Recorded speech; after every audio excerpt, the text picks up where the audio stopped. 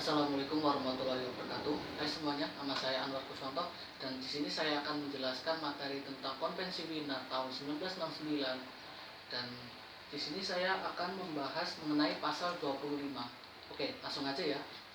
Jadi sebelumnya para masing-masing pihak mengadakan sebuah perundingan dan kemudian akan menghasilkan sebuah naskah perjanjian dan akan diberikan kepada negara-negara peserta konferensi itu.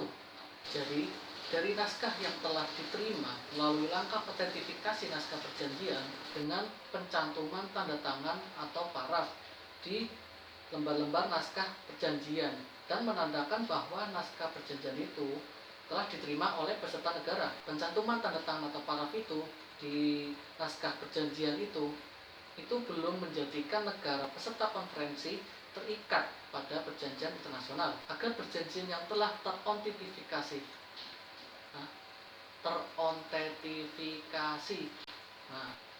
tersebut dapat mengikat sebagai hukum positif, maka para pihak perlu menyatakan persetujuannya untuk terikat secara tegas pada perjanjian sebagai pernyataan persetujuan untuk terikat pada perjanjian. Jadi istilahnya itu consent to be bound by a treaty.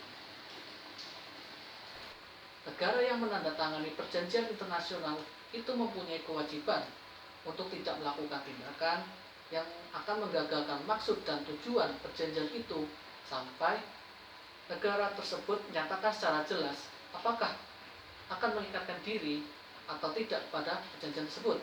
Kemudian, apabila ada negara yang menolak sebagian dari isi perjanjian dikarenakan ada yang bertentangan dari konstitusi di negaranya sendiri, bisa saja negara tersebut akan menunda untuk menerapkan perjanjian internasional tersebut, atau bisa saja negara itu